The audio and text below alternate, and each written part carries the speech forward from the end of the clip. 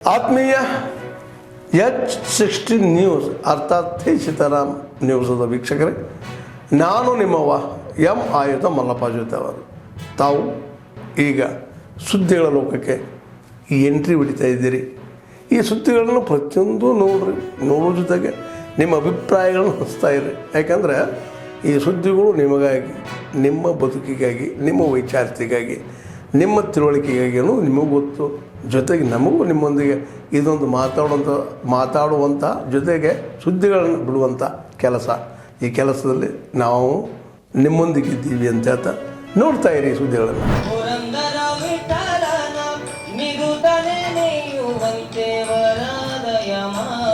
ಈ ಕಾರ್ಯಕ್ರಮಕ್ಕೆ ಚಾಲನೆ ನೀಡಲಿಕ್ಕೆ ನಾನು ವಿನಂತಿಸ್ತಾ ಇದ್ದೇನೆ. ದಯವಿಟ್ಟು ಎಲ್ಲರೂ ನಿಂತು ನಾಡಗೀತೆಗೆ ಗೌರವವನ್ನು. ಮೃತ್ಯೋಮ ಅಮೃತಂಗಮಯ ಎನ್ನುವ ಒಂದು ತತ್ವದ ಅಡಿಯಲ್ಲಿ ಅಮರತ್ವದೆಡೆಗೆ ನಮ್ಮನ್ನೆಲ್ಲ ಕರೆದೊಯ್ಯುವ ಈ ಜ್ಯೋತಿಯನ್ನ ಈ ಕಾರ್ಯಕ್ರಮದ ಘನ ಉದ್ಘಾಟಕರಾಗಿ ಆಗಮಿಸಿದ ಡಾಕ್ಟರ್ ಮಲ್ಲಿಕಾರ್ಜುನ್ ಪೂಜ್ಯ ಅಧ್ಯಕ್ಷರಾಗಿರ್ತಕ್ಕಂಥ ಶ್ರೀ ಯಶವಂತರಾಯಗೌಡ ವಿ ಪಾಟೀಲ್ ಮಾನ್ಯ ಶಾಸಕರು ಇಂಡಿ ಮತಕ್ಷೇತ್ರ, ಹಾಗೂ ಲಕ್ಷ್ಮಣ್ ನಿಂಬರಿಗೆ IPS ಮಾನ್ಯ ಪೊಲೀಸ್ ವರಿಷ್ಠಾಧಿಕಾರಿಗಳು, ಹಾಗೂ SM ಪಾಟೀಲ್ ಗಣಿಹಾರ್, ಹಾಗೂ ಅಧ್ಯಕ್ಷರು ಜಿಲ್ಲಾ ಸಹಕಾರಿ ಯೂನಿಯನ್ದ MC ಮುಲ್ಲಾರವರು ಇದರಲ್ಲಿ ವಿನಂತಿಯನ್ನ ಮಾಡ್ತಾ ಇದ್ದೇನೆ.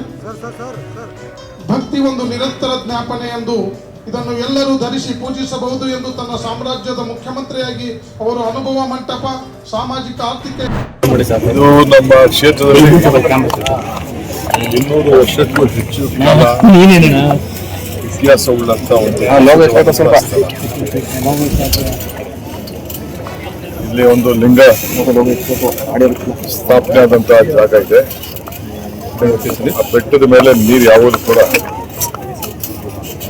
ಅಭಿಷೇಕಕ್ಕೆ ತಾಂಡವ ಅಂತ.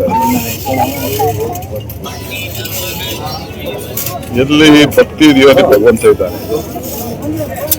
ಭಾಗದ ಜನರೆಲ್ಲ ಬಹಳ ಭಕ್ತಿ ಪೂರ್ವಕವಾಗಿ ಈ ಶಿವನ ಆರಾಧನೆಗೆ ಇವತ್ತು ನಮ್ಮ ಅಜ್ಜನ ಮಠ ಊರಿಗೆ ಗಂಗಾಧರೇಶ್ವರ ಮಾರ್ಗದರ್ಶನ ಕೊಡ್ತಾ ಇದ್ದೀವಿ. ಆ ಮಠದ ಪೂಜ್ಯ ಶ್ರೀ ಶ್ರೀ ಶ್ರೀ ರಂಭಾಪುರಿ ಶ್ರೀಗಳು ಇವತ್ತು ಬಂದು ಅವರು ಪೂಜೆ ಮಾಡಿ ಪ್ರಾರ್ಥನೆ ಮಾಡಿ ಒಂದು ಹೊಸ ರೂಪವನ್ನು ಕೊಡ್ತಾ ಇದ್ದಾರೆ. ಮುಖ್ಯಮಂತ್ರಿ ಇರ್ಬೋದು, ಈಗ ಈ ಕ್ಷೇತ್ರದ ಶಾಸಕನು ಎಲ್ಲಿ ಭಕ್ತಿ ಇದೆಯೋ ಅಲ್ಲಿ ಭಗವಂತ ಇದ್ದಾರೆ ಅಂತ ಹೇಳಿದ್ದೇನೆ. ಸೊ ನಮ್ಮೆಲ್ಲೂ ಕೂಡ ನಂಬಿಕೆ, ಈ ಊರು ಜನ ಎಲ್ಲ ಸ್ವಂತ ಇದನ್ನೆಲ್ಲ ಅಭಿವೃದ್ಧಿ ಮಾಡ್ತಾ ಇದ್ದಾರೆ. ಬಿಜ್ಜಳಿ ಬಹಳ ಇತಿಹಾಸ ಉಳ್ಳಂತ ಊರಿದು. ಬಿಜ್ಜಳರ ಕಾಲದಿಂದ ಕೂಡ ಈ ಹಳ್ಳಿಗೆ ಬಹಳ ಪ್ರಸಿದ್ಧವಾಗಿ ಇತಿಹಾಸ ಇದೆ.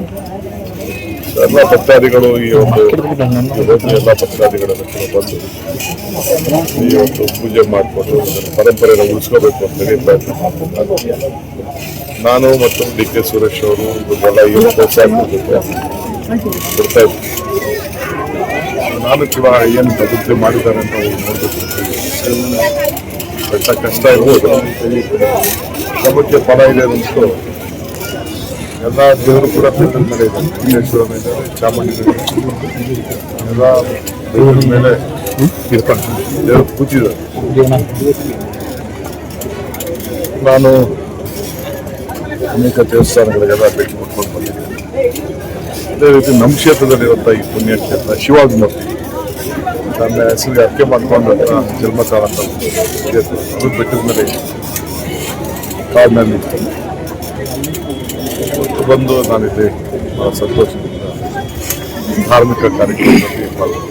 ಸರ್, ಸಿದ್ದರಾಮಯ್ಯ OBC ರಾಷ್ಟ್ರೀಯ ಮಂಡಳಿ ಸದಸ್ಯ ಅಧ್ಯಕ್ಷ ಆಗಿದ್ದಾರೆ. ಆದರೆ ಇದನ್ನೇ BJP ಅವರು ಟೀಕೆ ಮಾಡ್ತಾರೆ. ಅವ್ರನ್ನ ಸೆಂಟ್ರಲ್ಲೇ ಕಳಿಸೋದಕ್ಕೆ, ಇಲ್ಲಿಂದ ಇಳಿಸೋದಕ್ಕೋಸ್ಕರ ಇದನ್ನ ಸ್ಥಾನ ಕೊಟ್ಟಿದ್ದಾರೆ. ಏನಿಲ್ಲ, ನಮ್ಮ ರಾಜ್ಯದಲ್ಲಿ ನಾವು ಅಧಿಕಾರದಲ್ಲಿದ್ದೇವೆ. ನಾನು ಸಿದ್ದರಾಮಯ್ಯ ನೋಡಿದ ಎಲ್ಲ ಕಡೆನೂ ಅದಕ್ಕೆ ಹೋಗಿ ಚರ್ಚೆ ಮಾಡ್ಕೊಂಡು ಬಂದು ಅದಕ್ಕೆ ನನ್ನ ಹತ್ರನೂ ಚರ್ಚೆ ಮಾಡಿತ್ತು. ಸ್ಟಾರ್ಟಿಂಗ್ಗೆ ನಾನೇ ಕಾಂಗ್ರೆಸ್ಗೆ ಚೇಂಜ್ ಮಾಡಿ ನಾಯಕನಾಗಿ ನಾವು ನಮ್ಮ ಸರ್ಕಾರದಿಂದ ಒಂದು 40 ಜನ ಲೀಡರ್ಸ್ ಬರ್ತಾರೆ. Former chief ministers, union ministers, farmer MP ಗಳು, OBC ಲೀಡರ್ಸ್ ಎಲ್ಲ ಬರ್ತಾರೆ. OBC ಜನಸಂಖ್ಯೆ ಇಡೀ ದೇಶದಲ್ಲಿ ಬಹಳ ದೊಡ್ಡದು. ಪಕ್ಷಕ್ಕೆ ಸಂಘಟನೆ ಮಾಡಬೇಕು, ಅವ್ರಿಗೆ ಸಮಾನತೆ ಕೊಡಬೇಕು. ಮಕ್ಕಳಿಗಿರೋರು ನ್ಯಾಷನಲ್ ಲೆವೆಲ್ OBCಗಳೇ. ಸೊ ಹಿಂಗಾಗ್ತದೆ OBC ಕೊಡೋದಿಲ್ಲ. ನಾವೇನು ಎಲ್ಲ ವರ್ಗಕ್ಕೂ ನಮ್ಮ ಪಕ್ಷ ಶ್ರೀಮಂತವಾಗಿದೆ. ಡಿಪಾರ್ಟ್ಮೆಂಟ್ಗಳಿದೆ, OBC ಡಿಪಾರ್ಟ್ಮೆಂಟ್ ಇದೆ, SC ಡಿಪಾರ್ಟ್ಮೆಂಟ್ ಇದೆ, ರೈತರ ವಿಭಾಗ ಇದೆ, ಮೈನಾರಿಟಿ ವಿಭಾಗ ಇದೆ. ಮೈನಾರಿಟಿಗೆ ಜೇನು ಸೇರ್ತಾರೆ, ಕ್ರಿಶ್ಚಿಯನ್ ಸೇರ್ತಾರೆ. ಎಲ್ಲರೂ ಕೂಡ ನಾವು ಸಮಾನತೆ. ಇದನ್ನೇ ಟೀಕೆ ಮಾಡ್ತಿದ್ದಾರೆ ಸರ್ ಬಿಜೆಪಿ ಅವರು. ಅವರು ಟೀಕೆ ಮಾಡಿಲ್ಲ ಅಂತ ಅವರು ಸಮಾಧಾನ ಆಗುದಿಲ್ಲ. ಟೀಕೆಗಳು ಸಾಯ್ತವೆ, ಕೆಲಸಗಳು ಮುಗಿತವೆ ಅಂತ ಹಿಂದೆ ಹೇಳಿದ್ದೆ. RSS ಬ್ಯಾನ್ ಮಾಡಬೇಕು ಅಂತ ಹೇಳಿ RSS ಬ್ಯಾನ್ ಮಾಡಬೇಕು ಅಂತೇಳಿ ಪ್ರಿಯಾಂಕ್ ಖರ್ಗೆ ಒಂದು ಸ್ಟೇಟ್ಮೆಂಟ್ ಕೊಟ್ಟಿದ್ರು ಸರ್. ಪ್ರಿಯಾಂಕ್ ಖರ್ಗೆ ಅವರು ಸ್ಟೇಟ್ಮೆಂಟ್ ಕೊಟ್ಟಿದ್ರು ಸರ್ RSS ನ ಬ್ಯಾನ್ ವಿಚಾರವಾಗಿ. ಈಗ ವಿಜಯೇಂದ್ರ ಅವರು ಕಾಂಗ್ರೆಸ್ನವರು ಮೂರ್ಖರು ಅಂತ ಹೇಳಿದ್ದಾರೆ ಸರ್.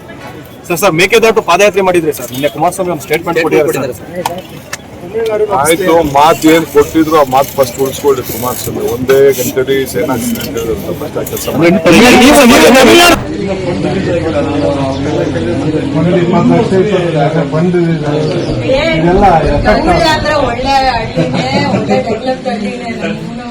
ಇದು ಆದರ್ಶ ಗ್ರಾಮಕ್ಕೆ ಸೆಲೆಕ್ಟ್ ಆಗಿ ಅಲ್ಲ, ಬಟ್ ನನಗೂ ಶಾಕ್ ಆಗೋಯ್ತು. ಸಾಸ್ಲಲ್ಲಿ ಎಲ್ಲೋ ಹೇಳ್ತಾರೆ ಅಂತ ಹೇಳಿದ್ರೆ ಏನೋ ಗಮನ ತಂದು ನಮ್ಗೆ ಗೊತ್ತಿಲ್ಲ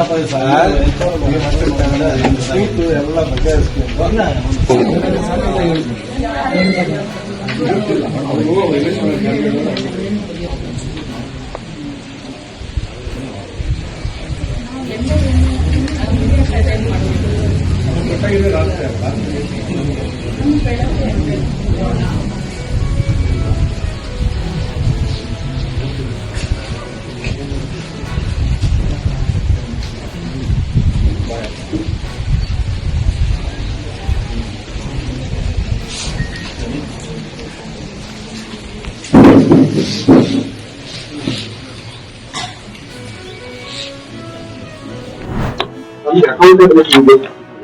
ಈಗ ನೋಡಿ, ಈಗ ಹೃದಯಘಾತ ಅಂತೇಳಿ ಮೀಡಿಯಾದಲ್ಲಿ ಯಾರೋ ಹಾಕಿದ್ರು, ಸೋಷಿಯಲ್ ಮೀಡಿಯಾದಲ್ಲಿ.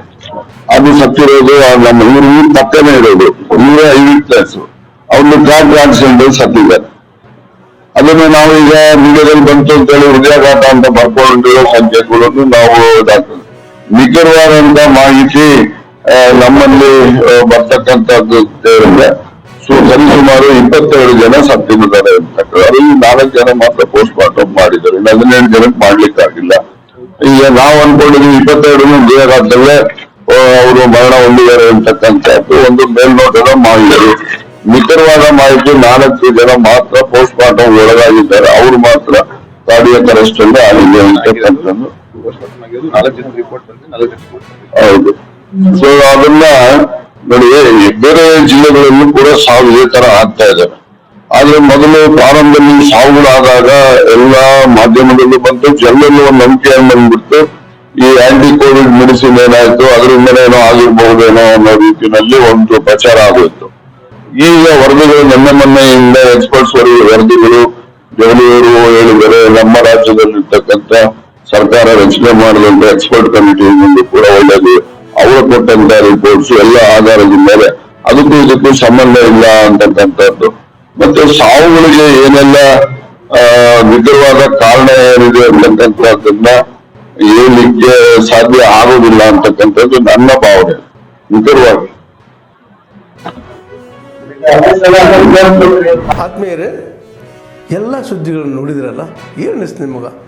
ಇದರಲ್ಲೇ ನಿಮ್ಗೆ ಲೈಕ್ ಆಗಿರ್ಬೋದು, ಡಿಸ್ಲೈಕು ಆಗಿರ್ಬೋದು, ಕಾಮೆಂಟ್ ಬೇಡಪ್ಪ ಅಂತೂ ಅನಿಸಿರ್ಬೋದು, ಕಾಮೆಂಟ್ ಮಾಡಬೇಕಪ್ಪ ಅನಿಸಿರ್ಬೋದು, ಶೇರ್ ಮಾಡಬಾರ್ದಪ್ಪ ಅನಿಸಿರ್ಬೋದು, ಅದು ಮಾಡಬೇಕು ಅನಿಸಿರ್ಬೋದು. ಏನಾದರೂ ಆಗಲಿ ಶೇರ್ ಮಾಡ್ತಾಯಿರಿ, ಈ ನ್ಯೂಸ್ಗಳನ್ನ ಹಂಚ್ತಾ ಇರಿ, ಜೊತೆಗೆ ಇದಕ್ಕೆ ಸಬ್ಸ್ಕ್ರೈಬ್ ಆಗ್ತಾಯಿರಿ ಅಂತ ಹೇಳ್ತಾ H16 ನ್ಯೂಸ್ ಅರ್ಥಾತ್ ಹೇ ಸೀತಾರಾಮ್, ಇದು ಸತ್ಯದ ಕೈಗೆ ನಡಿ. ವಂದನೆಗಳು.